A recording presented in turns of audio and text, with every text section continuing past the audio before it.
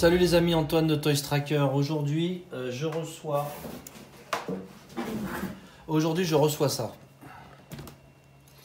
La figurine Mezco 112 Collective de Jason Voorhees de Friday the 13th Part 3, donc vendredi 13, troisième partie.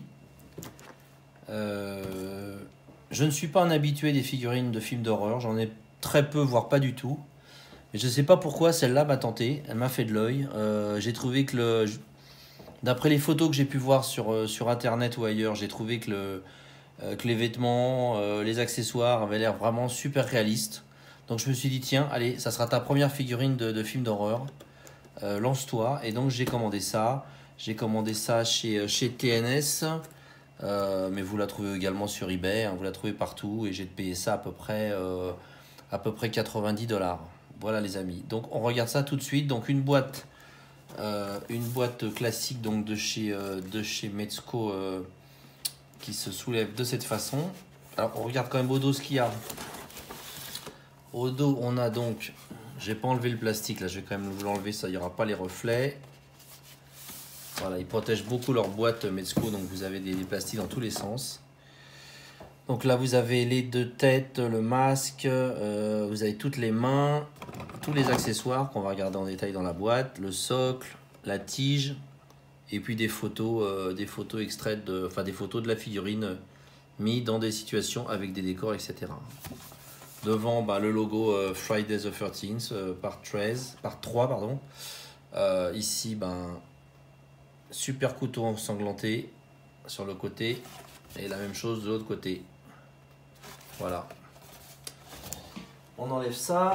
Là, on retrouve donc la boîte vitrine classique Mezco. Donc, je vais vous l'ouvrir pour que vous voyez bien ce qu'il y a dedans. Et au dos, le petit logo, la petite mascotte Mezco Gomez. Voilà. Donc, je vous ouvre ça tout de suite. Voilà les amis, je découvre avec vous donc cette figurine. Je vais tout de suite vous montrer le personnage dans ces petits papiers bien protégés. Donc voilà notre ami.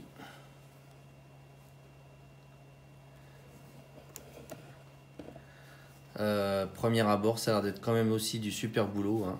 Aussi bien au niveau du tailoring des petits vêtements que le masque. On va enlever ça. Est-ce qu'on voit? Alors on doit pouvoir voir le visage en dessous parce que je vois qu'il y a un petit plastique de protection. Donc voilà le visage. Encore une bonne tête de premier de la classe. Il a été bien amoché, c'est vraiment superbement réalisé avec le visage qui a changé de couleur avec des teintes violettes. Les dents, on voit qu'il n'a pas été depuis un moment chez le dentiste. Et le tailoring est simple, mais je trouve que c'est super bien fait. C'est très très propre. La petite chemise, le pantalon de toile, les chaussures.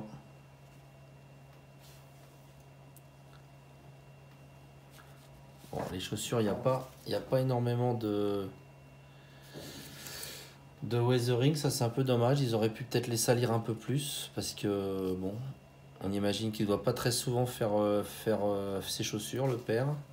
Mais une ceinture également.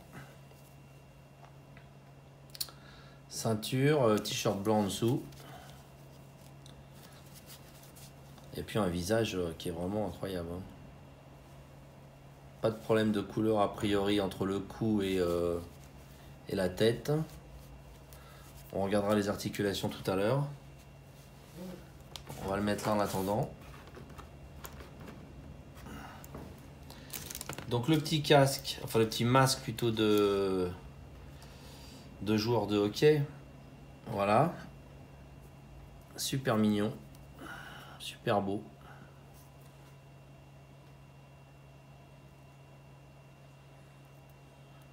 Avec donc les petites lanières pour l'accrocher de chaque côté du crâne. Alors il y en a un autre qui lui apparemment est ensanglanté. Pas très ensanglanté mais un petit peu. Voilà.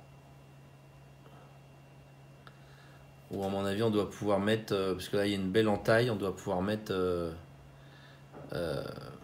un couteau ou une machette dans la tête là, à l'endroit de cette entaille. Genre ça quoi.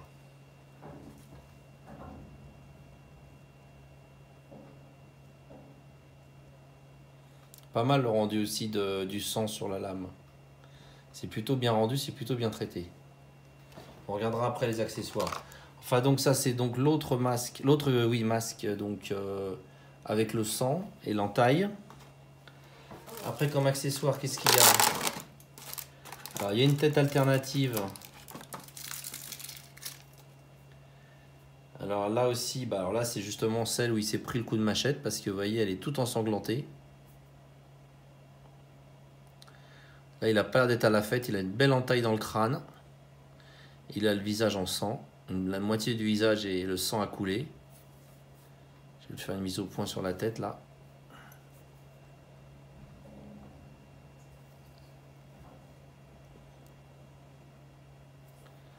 Je sais pas si vous voyez bien parce que c'est pas évident avec les...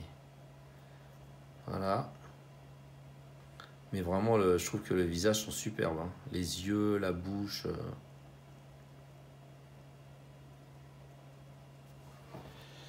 Donc ça, c'est l'autre tête bien amochée. Après, vous avez plusieurs mains. Donc il a déjà 2 mains sur lui. Là, vous avez des petites mains. Main droite et main gauche. Main droite et main gauche qui sont un petit peu ouvertes comme ça. Un petit peu griffues, un petit peu menaçantes. Et puis, il y a 2 autres mains. Alors celle-là, c'est une main droite clairement pour tenir, je pense, je sais pas s'il a une arme de poing, je crois pas. Mais bon, ça va plutôt être pour tenir une hache ou un grand couteau. Et là, une autre main droite. J'arrive pas à attraper. Ah! Ouais, non, celle-là, à mon avis, elle peut rien prendre du tout. Voilà. Ah, on n'arrive pas à faire la mise au point là. Voilà, une autre main, bon, pas très intéressante. Celle-là, elle n'a pas vraiment une pose incroyable. Alors, au niveau des accessoires, une fourche, ça n'est pas banal. On voit quand même assez rarement des fourches dans les accessoires. Hein. Une fourche ensanglantée, de belle taille, hein, vous voyez. Qui fait pratiquement la taille de la figurine, donc il doit faire pratiquement 15 cm. Une fourche avec du sang, hein, on va dire que c'est du sang quand même, parce que c'est bien rouge. Le rendu métal est bien fait, le petit weathering, les salissures sur la fourche, le noir un peu pour faire la salissure, et puis la partie ici qui rappelle la couleur du bois. Donc ça c'est plutôt bien traité aussi. Un grand couteau qu'on a déjà vu tout à l'heure, ou une machette, hein, on va peut-être plutôt appeler ça une machette à ce niveau-là. Grand couteau super bien rendu avec la lame donc ensanglantée. Et le rendu métal est super bien fait. Et puis, boum, t'es tombé toi Pépère? Je vais vous le mettre un peu plus près, que vous en profitiez un peu pendant que je vous parle. Je le ferai tourner de toute façon tout à l'heure. Est-ce que tu veux bien tenir? On va qu'on regarde les articulations quand même. Bon, attends. On va l'asseoir, tiens.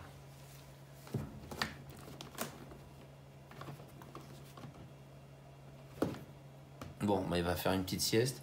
Alors, une hache. Donc pareil, une hache plutôt bien traitée avec le bout en métal, le sang. Et puis la partie qui rappelle donc le manche, on dirait du bois. Hein. C'est vrai que c'est super bien fait, on dirait vraiment du bois.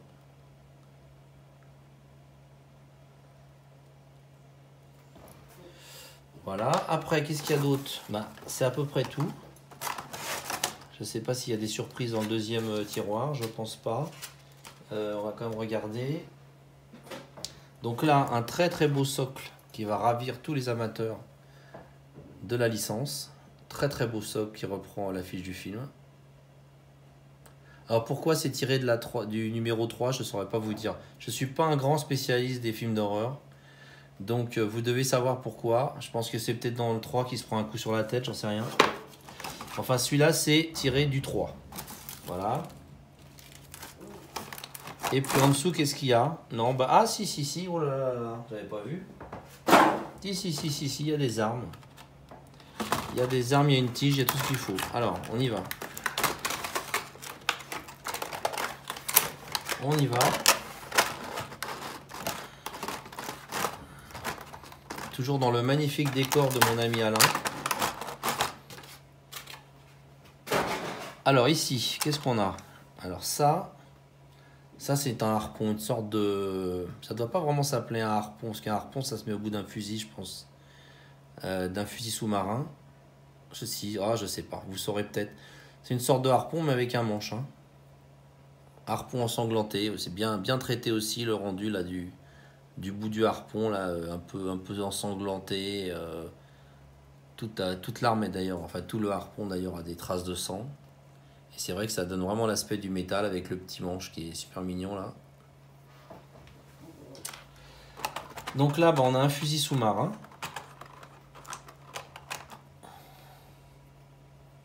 Pas mal traité non plus. Pas mal traité. Ah, est-ce que... Ouais. Donc voilà, fusil sous-marin à harpon, fusil à harpon, je sais plus exactement comment on dit. Là, il y a ça qui donne l'impression d'être un élastique. Hein. C'est pas un élastique, hein, c'est juste peint, mais c'est pour donner l'illusion qu'on a donc un élastique d'harpon, de fusil harpon. Donc dedans, il y a la flèche. Après, bon, c'est tout noir. Il n'y a pas énormément de weathering sur l'arme. Mais bon, c'est plutôt honnête comme réalisation. C'est plutôt pas mal. J'ai failli dire mignon encore, faut que j'arrête. Alors après, on a un outil. Donc une... comment on appelle ça? Une clé. Une clé anglaise, on va dire. Ça a peut-être un autre nom aussi, mais enfin moi je vais appeler ça comme ça. Une clé anglaise, super mignon. C'est pas courant non plus comme accessoire. Il s'en sert sûrement comme arme. Un couteau ensanglanté pour changer. Hop là. Beaucoup d'accessoires décidément. Petit couteau ensanglanté. Voilà. Et puis un hachoir. Comment on appelle ça? Ouais, un hachoir. Hein, une petite hache. Petite hachoir de boucher quoi. Également avec du son. Et le petit manche en bois, enfin illusion bois. Il y a même les petits rivets là. Et je les voyais à peine à l'œil nu, mais je les vois sur mon retour écran. Les petits rivets là dans le manche, ça c'est super mignon quand même. Peut-être le sang qui est un petit peu trop compact à mon goût. J'aurais peut-être préféré que le sang il fasse quelque chose d'un petit peu plus... Ça fait un tout petit peu peinture, je trouve, le sang. Enfin bon, il a peut-être beaucoup tué, hein, donc forcément il y a beaucoup de sang. Voilà, et puis comme d'habitude, le petit sac Metsco pour ranger les accessoires. Et la tige articulée pour pour donner des poses dynamiques au personnage. Donc je vais lui donner une petite pause avec les accessoires et puis je reviens vers vous. Ok les amis, donc là, écoutez, je vous l'ai mis sur mon petit plateau tournant. Je l'ai équipé avec sa fourche et sa machette. Je vous laisse admirer un petit peu les détails. Le dos, je ne vous ai pas montré encore, mais il a le dos quand même qui est bien moche. Bien boursouflé, bien abîmé. Il y a peut-être une légère différence de couleur entre le torse, le cou et la tête, mais bon. On a vu pire, hein, si vous voyez ce que je veux dire avec Metsco. Je vous invite à revoir ma vidéo sur Hulk Ragnarok. Donc c'est une figurine qui est simple parce que bon, le tailoring est de bonne qualité mais simple. Mais il y a quand même beaucoup d'accessoires et puis je sais pas, je trouve qu'il a vraiment une présence, qu'il a une vraie personnalité ce personnage là. Il est extrêmement inquiétant, très réaliste. Et même si c'est une figurine qui est simple dans sa réalisation, elle est bien comme elle est. Elle a une présence. Elle a un vrai charisme. Alors j'imagine que pour les amateurs du film, on doit être sur quelque chose d'extrêmement bien réalisé parce que je vois pas très bien ce qu'ils auraient pu améliorer de plus. Je sais pas au niveau de la corpulence si c'est bien respecté, et qu'il n'est pas exagérément costaud là. De mémoire dans le film il était un peu plus baraqué que ça, mais bon, ça je laisse vraiment le soin aux puristes de me dire ce qu'ils en pensent. Je vais vous mettre l'autre tête. Voilà, je vous ai mis sa tête ensanglantée avec la grosse entaille dans le crâne. On doit pratiquement pouvoir y mettre un... Allez, il faut bien s'amuser un peu. Bah ouais, regardez, c'est pas beau ça? Elle est pas belle la vie, hein? Regardez-moi ça. Elle a l'air malin, hein? Il a un petit côté... Oula. Il a un petit côté bossu de Notre-Dame, je trouve, quand même, au niveau de la tronche, non?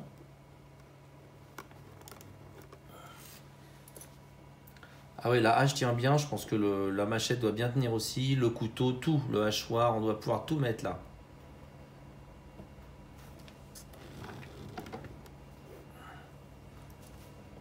On va regarder quand même rapidement les articulations parce que c'est important. Bon, enfin, habituellement, chez Metsco, elles sont plutôt bien traitées. Donc, au niveau des articulations, on va enlever les accessoires pour ne pas faire de bêtises.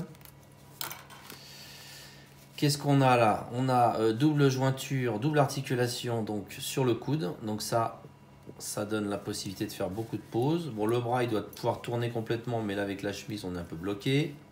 La tête, bien sûr, bah, elle tourne à 360. Les abdos, il y en a. Hein, hop. Et hop. Voilà. La taille tourne... oui, bah, tourne bien. Hein, tourne aussi, pivote pas mal. Hop.